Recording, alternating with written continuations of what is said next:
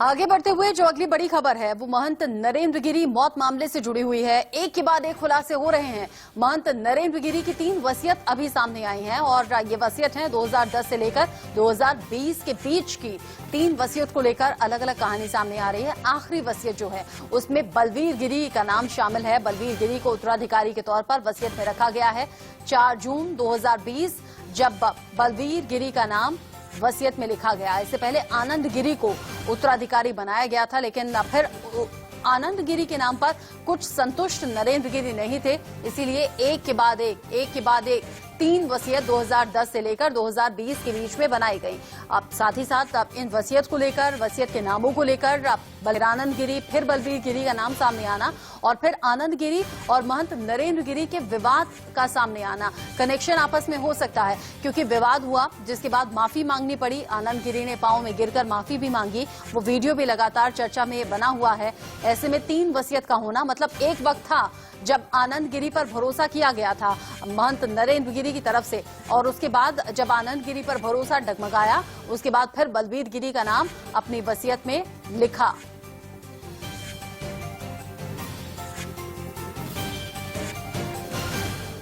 बलवीर गिरी कानूनी रूप से उत्तराधिकारी हैं और वही ही रहेंगे। किसी पंच परमेश्वर या निरंजनी अखाड़ा के द्वारा तय नहीं किया जाएगा। मठ का इतिहास है, मठ का संविधान है। उस संविधान के तहत वसीयत के आधार पर ही उत्तराधिकारी तय किया जाता है। खुद महंत नरेंद्र गिरी अपने गुरु भगवान गिरी से वसीयत के आधार पर ही महंत बने थे। मठ की संपत्ति 200 करोड़ से ज्यादा की है और यही नहीं पूरे भारतवर्ष में फैली हुई है। जो विवाद आनंद गिरी के साथ हुआ वो पेट्रोल पंप आवंटन हो गया था मठ की कुछ एक जमीन पर। वो जमीन गेट के बगल में ही है। वो उसका लीज 30 साल के लिए 2011 के 12 के बाद महंत जी ने आनंद गिरी को कर दिया था कि यहाँ से सनातन धर्म के सम्मेलन और बैठक करिए, तो वो उसका सदुपयोग नहीं कर रहे थे। तो महंत जी ने कहा इसका ये लीज खत्म कर दी जाए, इसका एग्रीमेंट निरस्त कर दिया जाए, और निरस्तीकरण के कागजात भी मैंने तैयार कराए, लेकिन आनंद गिरी तैयार नहीं हुए, जिससे विवाद गहराता गया।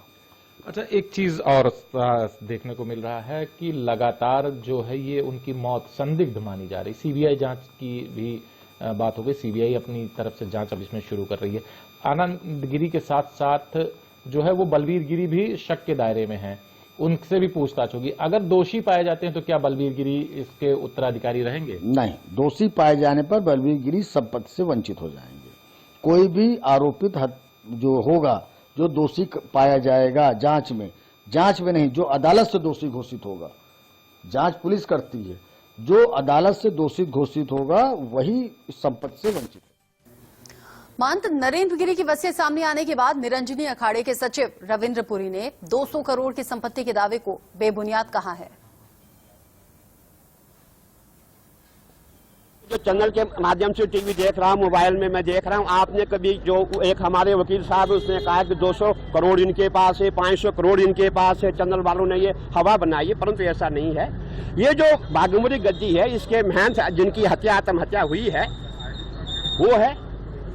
और ये जो जमीन है, ये जमीन आप देख रहे हैं, ये जो यहाँ का कमरा, ये रूम से लेकर के वो वाला जो गेट है वहां तक है। इसके अतिरिक्त ये जो हनुमान मंदिर है गद्दी में आता है, और 25 बीघा जमीन कहीं गांव में है। इसके अलावा गद्दी कहीं और जमीन नहीं है। और इस खबर पर ज्यादा अपडेट के साथ संदीप तिवारी हमारे संवाददाता प्रयागराज से हमारे साथ जुड़ गए हैं। संदीप, सबसे पहले तो अपडेट दे दें, सीबीआई की टीम जो पहुंची हुई है, जांच कहां तक पहुंची, आगे कितनी तेजी से आगे बढ़ रही है?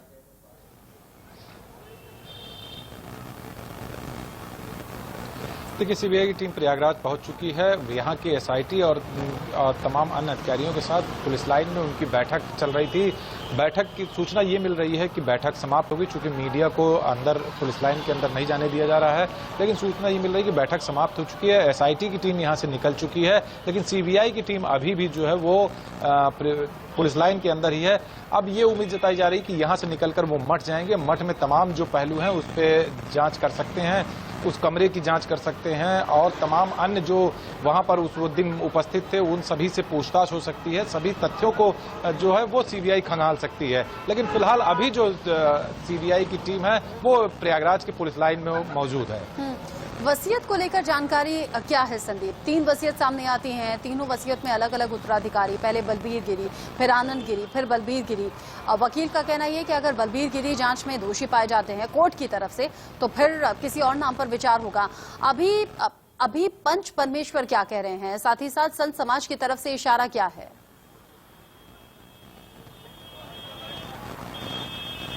देखिए, संत समाज की अगर बात करें और पंच परमेश्वर की बात करें, निरंजनी अखाड़े की बात करें, तो इनकी तरफ से स्पष्ट कर दिया गया है कि जब तक अब सीबीआई की जांच में कोई रिजल्ट नहीं आ जाता, जब तक उसका कोई निष्कर्ष नहीं आ जाता है, अब उत्तराधिकारी पर कोई चर्चा नहीं होगी, ना ही उत्तराधिकारी किसी को इस बीच घोषित किया जाएगा। उन्होंने इस बात को स्पष्ट कर दिया है।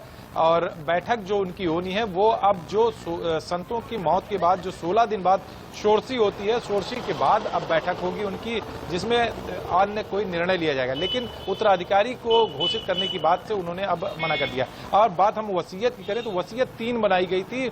पहली जो वसीयत बनी थी वो बलबीर गिरी के नाम से बनी थी, जिसमें जब उनकी क्रियाकलाप और कार्यों में थोड़ा सा उनको संदिग्धता दिखी तो उन्होंने फिर आनंद गिरी के नाम से जो है वो वसीयत बना दी थी। बाद में आनंद गिरी की तमाम गतिविधियां उनको सही नहीं लगी तो उन्होंने एक बार फिर से बलबीर गिरी के नाम से जो है वो वसीयत बना दी। वही आखिरी वसीयत है जिसे बताया जा रहा है कि 4 जून 2020 में ये वसीयत बनाई गई थी, जिसकी बात वकील साहब बार बार कर रहे हैं कि जिसके आधार पर गद्दी और मंदिर का जो उत्तराधिकारी होगा वो बलबीर गिरी ही होंगे। लेकिन अब जो है इसमें अखाड़ों की बात अगर हम करें, निरंजनी अखाड़े का मूलता चूंकि निरंजनी अखाड़े से ही महंत नरेंद्र गिरी का संबंध था, वहीं के वो श्री महंत थे, तो अगर उनकी बात करें तो वो अब इस बात को लेकर, जैसे कि अभी रविंदर पुरी को सुना गया कि वो वकील साहब 200 करोड़ बता रहे हैं।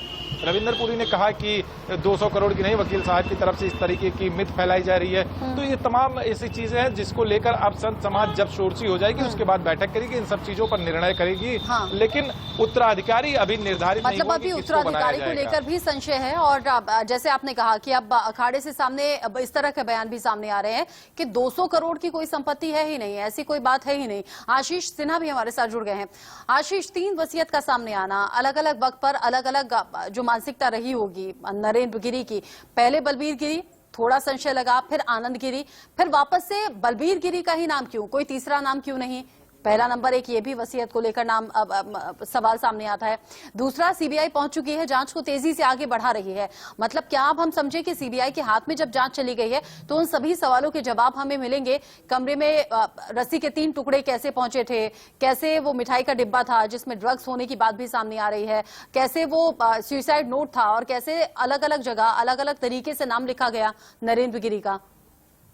हाँ, देखिए रचना, कई सारे सवाल हैं जिनके जवाब तभी मिलेंगे जब सीबीआई इस मामले में चार्जशीट दाखिल करेगी।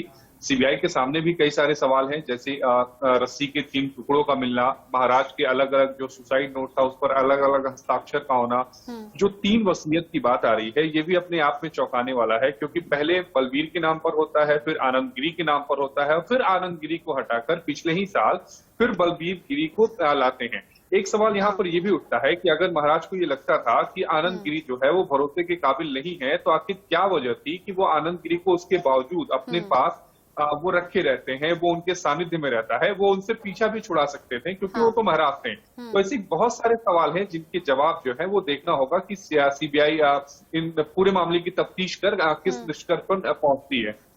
और आपने कहा कि पीछा नहीं छुड़ा पा रहे थे, शायद यही वो ऐसा पल रहा होगा जब सुसाइड नोट में इस बात का जिक्र हो रहा होगा, जब अगर नरेंद्र गिरी